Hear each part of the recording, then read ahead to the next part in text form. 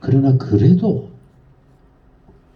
정말 우리 주님의 오심이 그렇게 간단한 것만은 아닙니다.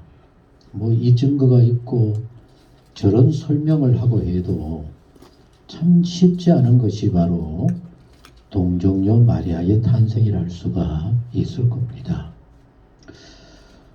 그래서 하나님께서는 하나님의 아들 예수님을 세상에 보내실 때 미리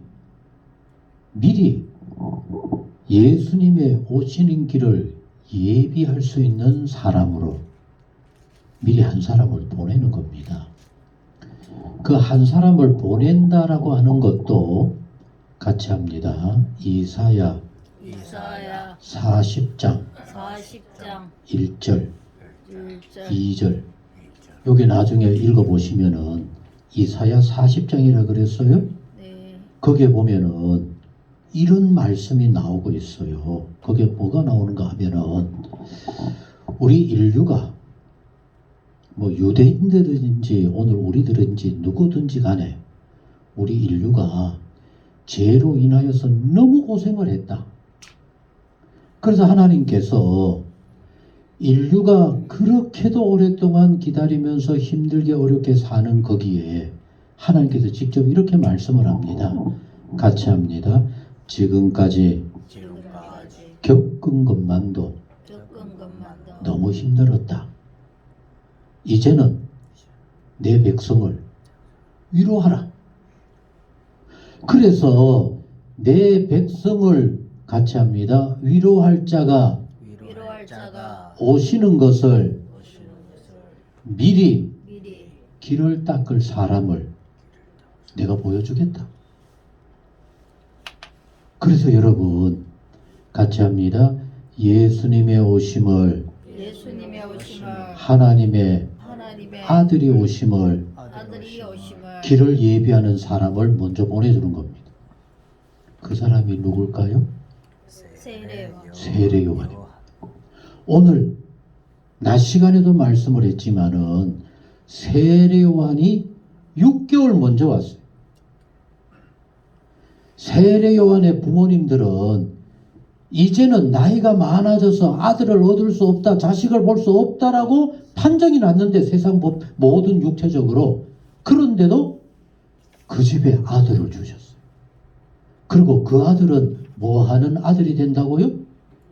하나님의 아들 예수님의 오심을 예비할 자가 되어지는 겁니다. 그러면은 세례 요한의 예수님의 오심을 예비할 자 세례 요한의 오심이 어떠했는가 미리 준비하는 사람 오늘 여기 성경에 잘 나와 있어요. 여러분 우리가 성경이 어렵다 복잡하다 뭔 소린지 모르겠다 그거는 대충 보니까 그래요. 예언되어지고 뭐 했던 것 모든 것을 성경을 조용히 기도하면서 읽어보면은 천년 후에 이루어질 일을 하나님 다 말씀하셨어요. 만년 후에 이루어질 인류의 끝에 이루어질 일까지도 이미 벌써 다 말씀해 주셨어요. 근데 문제는 같이 합니다. 사람이 알고도 안 믿고 모르고도 안 믿고 믿어도 깨닫지도 못하고 다 하고 막 그냥 흘려버리는 겁니다. 여러분 예수님의 오시는 길을 예비하겠다. 이 사람이 와서 떠들면은 예수님이 곧 오신다. 이렇게 보여주는 겁니다. 그거 오늘 여기에 나오는 겁니다. 자, 유대왕 헤롯 때에 아비자 반열에 누구요? 제사장 한 사람이 있었으니 뭔 소리일까? 바람 소리는 아니고 아마 1층, 2층이 대대적으로 공사를 마무리해가지고 성탄절 절에 대목을 봐야 되겠지, 그죠? 지금 열심히 하고 있어요. 그 아마 청소하고 뭐 돌리고 뭐 이러는 것 같아요. 어제는 이 간판 단다고 막 꽝꽝꽝 그래가지고 얼마나 시끄러운지 몰라요. 여러분, 혹시 옛날에 요새도 그런 거 있기는 있더라고. 문중에 제사를 지내는 거 혹시 여러분들 아세요? 그러면 시제를 지낼 때는 그냥 아무나 해요? 어떻게 해요? 돌아가면서 그에 맡은 사람들이 있죠. 여기에 제사장 한 사람이 있었으니 이것은 어떤 의미인가 하면은 따라합니다. 이스라엘의 24반차 24개로 나누어서 그 24명의 제사장 그룹들이 돌아가면서 성전의 제사를 감당하는 겁니다. 이해가 됐죠? 세례요한의 아버지가 제사장이었는데 그 제사장 중에 한 사람의 이름은 사가랴라, 그의 아내의 이름은 아론의 자손이 이름은 뭐라고요? 엘리사벳이라. 또 그럴 때는 해를 꼽을 쳐가지고 영어를 좀 할 줄 아는 것처럼 엘리사벳이야. 재밌다, 그죠? 이 두 사람이 세례요한의 부모님들이, 여러분 성경 어디에도 함부로 대충 산 사람을 하나님이 들어 쓰지 않아요. 요셉도 그렇고 마리아도 그렇고 하나님이 택한 사람들은 모두 다가 시대가 어떠하든지 간에 하나님 앞에 하나님이 기억할 만한 멋진 사람들로 살아가려고 애를 썼어요. 그리고 또 하나 꼭 기억해야 돼요. 같이 하시겠습니다. 하나님의 역사는 순종하는 사람을 통해서입니다. 아브라함아 가거라, 예, 이런 사람을 들어 쓴 거지 누구야 가거라 안 가요. 나는 그 힘들어 못 가겠어요. 그런 사람들은 성경에 이름이 나오지 않아요. 오늘 이 시대도 마찬가지입니다. 진실되게 말씀 쫓아 살고자 하는 사람들에게는 하나님께서 기억하시겠지만은 그냥 되는 대로 편하게 내 좋은 대로 하나님 절대로 기억하지 않아요. 세례요한의 부모님들은 하나님 앞에 뭐라 그랬어요? 의인이라. 주의 모든 계명과 규례대로 어떻게 해요? 흠이 없이 살았더라. 얼마나 귀한지 몰라요. 엘리사벳이 잉태를 못함으로 세례요한의 어머니가 막 이제 잉태가 없어요. 그들에게 자식이 없고 두 사람의 나이가 뭐라고요? 많더라. 그래도 우리 전혜원 권사님은 지금도 아기를 가지면 될까? 안 됩니다. 아니요, 소녀 같은데. 성경으로 알면 못해요. 아, 이게 바로 그런 겁니다. 이제 얘기한 것처럼 성령이 아니고는 안 됩니다. 이제 우리 성령의 역사하심이 있기를 기도하면 되겠다는 거죠. 아이고 주야. 그 신집사 관계 없어요, 이거는. 성령님인데 뭐, 그죠? 자, 마침 사가랴가 뭐라 그랬어요? 단열의 차례대로 하나님 앞에서 제사장의 직무를, 바로 그런 겁니다. 돌아가는 24반차가 있는데 그해 바로 그때 세례요한의 부모님들이 제사를 담당할 사람이라. 여러분, 제사를 담당하는 요 제사장은 우리처럼 이렇게 그냥 예배드리지 않아요. 옛날에는 휘장이 딱 가려져 있어요. 반차가 된 그 제사장은 그 안에, 휘장 안에 들어가는 겁니다. 제사장의 전례를 따라 제비를 뽑아 주의 성전에 들어가서 분향하고. 좀 이해가 되죠? 이렇게 보니까 좀 이해가 되죠? 모든 백성은 그 분향하는 시간에 어디에서? 밖에서 그거는 제사장만 들어가는 겁니다. 시장이 딱 가리고, 그리고 밖에서 전부 다 무릎을 꿇고 기도하면서 하나님, 우리의 예배를 제사를 받아주세요, 이렇게 하는 겁니다. 그런데 그 휘장 안에 놀라운 일이 벌어졌어요. 주의 사자가 그에게 나타나 향단 우편에 선지라, 이렇게 제단을 쌓고 세례요한 아버지가 요 서 있는데 사자가 나타나서 우편에 서시는 겁니다. 사가랴가 보고 놀라며 뭐라고요? 여러분, 요게 요 정도지. 실제로 제사장이 안에 들어가서 제사를 드릴 때 하나님께서 바친 제물을 태워서 가지고 갈 때는 그 안에 들어가 있던 제사장이 뭘 걸릴까요? 심장마비가 걸려요. 너무 놀라워서 너무 엄청나가지고 기절을 해버려요. 그래서 제사장들이 휘장 안에 들어갈 때는 온몸에 방울을 달아요. 밖에서 들으면 방울 소리가 어때요? 달랑달랑하죠. 그러면 밖에 사람들이 뭐라 그럽니까? 하나님이 임재하셨구나. 그러다가 어떤 때는 이런 경우도 있다고 합니다. 갑자기 방울이 다다다 하다가 철 이래진대요. 그럼 뭡니까? 심장마비로 그 안에서 돌아가시는 거예요. 그래서 또 제사장들은 들어갈 때 요 발목에 끈을 메고 들어가요. 사람이 휘장을 함부로 손대면 죽어요. 하나님의 거룩함이 거기에 있기 때문에. 그래서 들어가서 칵 하면 어떻게 돼요?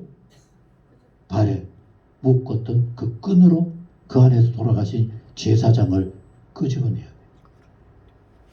사가라가 주의 사자가 나타나서 놀라서 무서워서 떨었더니만 천사가, 여기에 또 천사는 무슨 천사일까요? 가브리엘 천사. 이렇게 이해하면 돼요. 좋은 소식을 인류에게 전할 때는 가브리엘 천사가 그에게 이르되, 사가랴야, 내가 나타났다고 무서워하지 말아라.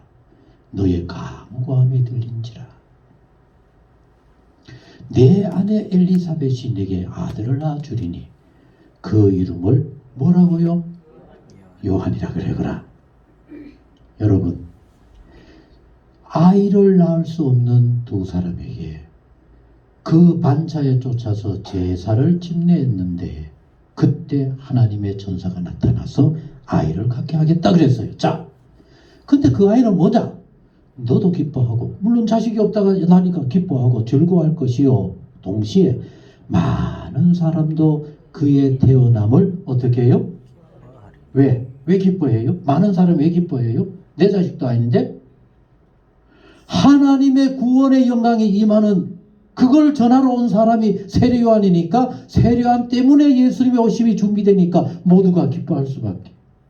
이해가 되죠?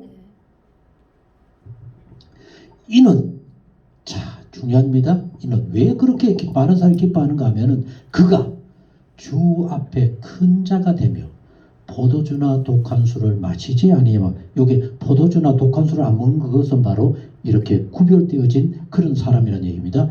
모태로부터 뭐라고요? 성령의 충만함을 받아 이스라엘 자손을 주 곧 그들의 하나님께로 어떻게 해요? 많이 돌아오게 하겠습니다. 아무리 신앙생활도 안 돼 해도 안 되고 위선과 거짓으로 흘러지고 유대도 다 이스라엘도 다 망했다고 하는 그때 세례요한의 오므로 예수님의 오심의 길을 예비하고 그 예수님을 향하게 만드는 이 구원의 역사가 이루어지니 얼마나 놀라운 일이란 얘기입니까? 그가 또 엘리야의 심령과 능력으로 주 앞에 뭐라고요? 먼저 왔어. 뭐라고요? 먼저 왔어. 몇 달 먼저? 6개월. 6개월 먼저. 그렇게 되어진 거예요. 와서 아버지의 마음을, 정말 중요합니다. 따라합니다. 아버지의 마음을 누구에게?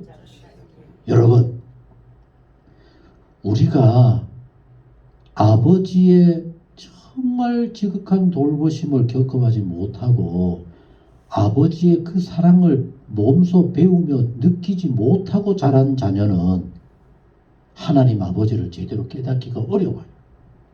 날마다 술 먹고 제대로 아버지 역할 못하면은 하나님 그래도 피부로 느껴지지 않아요. 그죠? 있으면 다행, 없어도 그만, 이렇게 되고요. 그러나 부모의 지극한 사랑을 겪은 사람들은 아버지, 어머니 늘 느껴지는 겁니다. 똑같아요. 우리가 예수님을 통하여서 하나님이 같이 합니다. 나를 얼마나 사랑하는지 그걸 깨닫고 느끼게 되어지는 겁니다. 거스르는 자를 의인의 슬기에 돌아오게 하고 주를 위하여 세운 백성들을 준비하리라. 예수님의 오심을 준비하게 만들리라. 여러분, 이제 이렇게 천사가 가르쳐 주니까 사가랴가, 요한의 아버지가 천사에게 이르되, 아니, 내가 이걸 어떻게 알아요? 천사가 얘기한 걸 내가 어떻게 알아요? 내가 뭐라고요? 늙고 아내도 나이가 많아서 우리는 어떻게 해요? 자식을 가질 수 없어요. 맞아요? 틀려요? 맞아요. 뭐 이해가 안 되는가 보다. 여러분, 그러니까 천사가 대답하여 이르되 나는 하나님 앞에 서 있는 뭐라고요? 가브리엘이라. 니 지금 뭔 소리 하고 있느냐?